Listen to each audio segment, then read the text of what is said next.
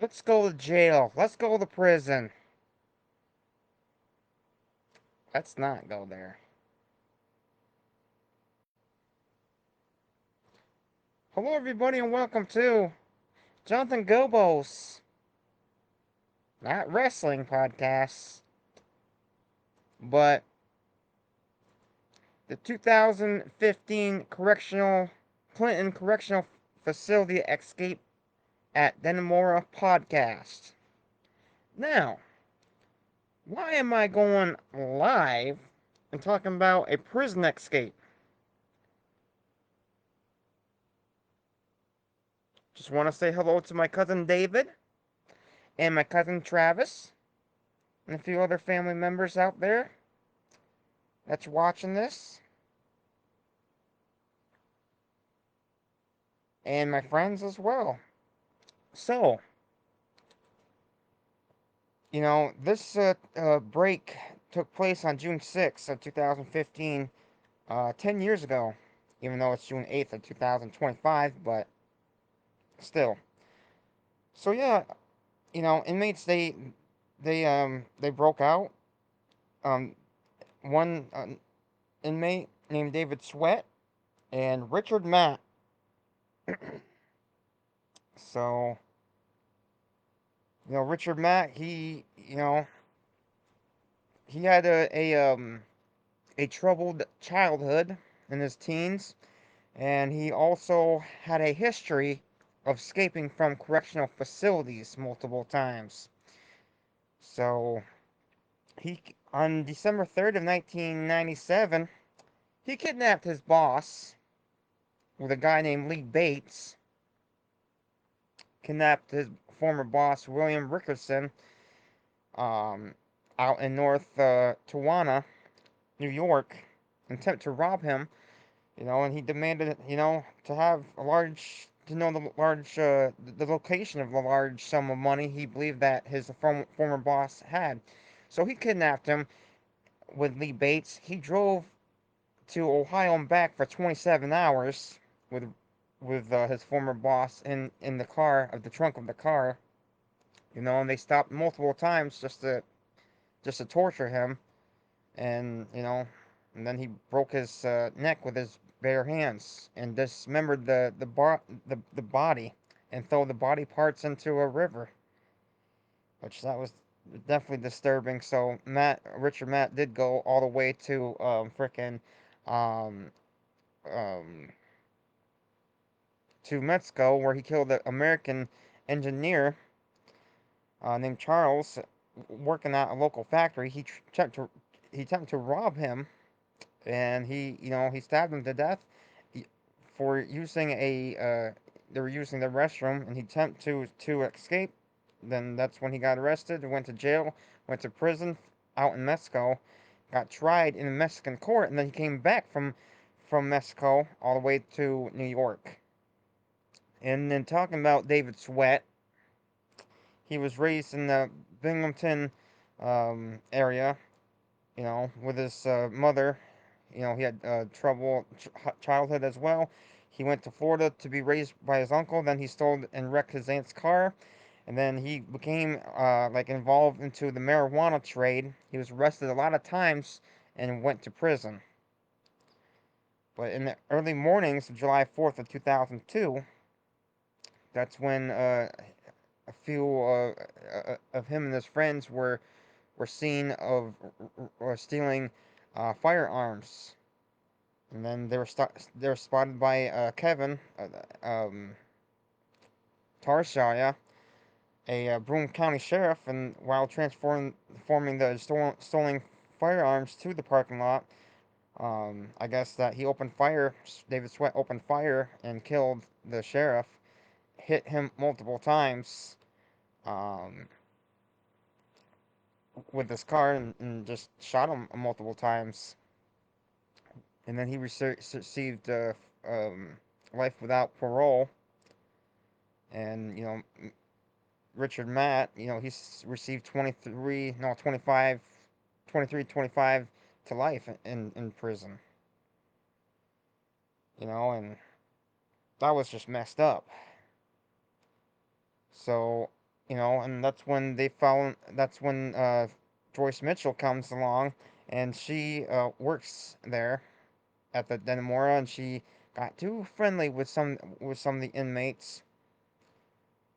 Had multiple relations with them, and then we had a correctional officer named Gene Palmer was also smuggling tools into the facility for exchange of paintings. Well, even though he was charged, he went to jail for about 4 to 6 months. He came out, changed his name, and he went missing. And for the prison employee, Joyce Mitchell, um, she got arrested and she went to prison herself for a few years for helping the inmates escape. Now she bought the a hamburger at Price Chopper in Malone. She cheated on her husband multiple times, her first husband, and then her second husband. And then, then she put the hacksaw blades into the hamburger meat, and and the she gave the meat to David Palmer, Gene Palmer, and then he didn't know there was meat in there, and then what he did, he just gave the hamburger to the inmates, and then they saw their way through cut holes in their cells, and escaped. This escape took a few months to go down. Because they're like on the third floor they were, and then when they escaped, Richard Matt actually escaped like a night before, and then he came back to get the other inmate, and then they left a Asian smiley face. They did. And Andrew Cuomo, the governor, took a walking tour of the facility. So, and then they were in the woods for a long time. They almost got caught a few times. This news became nationwide, worldwide. It did. They broke into a few places just to have food, even though the manhunt and the investigation cost about $23 million. Then I guess that not David, but Richard Matt, he shot at the camper, and then what happened was when he shot at the camper, the person who was driving the camper, they alerted the police, and then they ran into Richard Matt, and then they shot him. They did because he was holding a shotgun with no bullets in the shotgun. Because if you point a gun at a police officer or a government official, they're gonna shoot you no matter what. And then a few days later, New York State Trooper Sergeant Jake Cook passed by David Sweat while he's walking along the road. He circled back to question him. David Sweat became running across a hayfield towards a tree line, and then he shot him twice. Um, Once in the right shoulder and the left arm. Then he went to the Malone, and then he went all the way to Albany medical facilities. Then he went to Five Points Correctional Facility. Now I remember all this. Um, this was like 10 years ago. Um, I had family in the area. Like half hour. I'm like at like 45. I'm about like an hour away from Malone, and you know, it was definitely a scary experience, not just for me but for my family too, because I had family living. I have family out in that town, and it was a messed up situation that could have been avoided. Um, I can remember personally when I was in prison. Well, not in prison. I was outside of the prison walls. Years later, um, I actually posted a video about that. Um, my experience definitely left me um, not to want to commit crimes and go to jail and prison. Um, but this was definitely, I know it's 10 years later, but I know a few years later I recorded my drive by the prison, and this drive lit a fire underneath me. I knew right there I would never be in that type of place. And this is all Joyce Mitchell's fault, just like Jim Palmer's fault. And Richard Mack got shot dead, and David Sweat got shot and captured, and now he's in a different prison for life.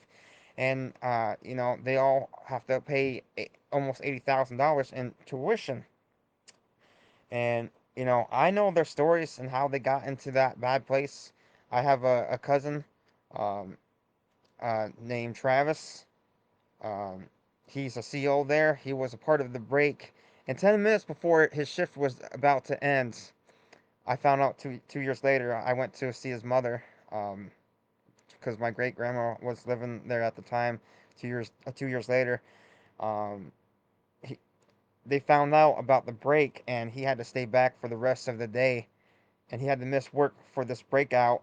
And this in the movie, in the series, once he did that, my uncle Alec, when he was alive, he said to me that my cousin David was the prison that he was working at. They were waiting to capture the inmates, and the inmates would have been shipped to where my cousin David is, and because I have a lot of COs in my family, so yeah, I'm talking about my experience of doing that. Uh, you know, you know, I I know that the TV series and the movie did called Price Chopper Price Whackers. I think that was disrespectful. But I know that I went to the big lake to see the Loch Ness monster. I didn't see a Loch Ness monster in Lake Champlain, but I found out a year later I was in the same lake as the sea monster. If I would have known that, I wouldn't walked into the water with to my knees. I wouldn't even walked into that water at all. So so yeah, don't commit crimes and don't go to jail and don't kill your former boss and or don't kill a sheriff or don't commit crimes. Don't let inmates out. Don't give inmates favors or whatever. You know, but I was supposed to be a correctional officer. I was. About 4 years ago, I did went to the police academy, and it didn't work out. And now I'm out here enjoying my freedom and not in prison right now. I'll never go to jail or prison, never, because I love my freedom too much. So, well, have a good night, everybody. I know I will because I'm gonna watch The Escape from. I'm gonna watch The Escape, the 2015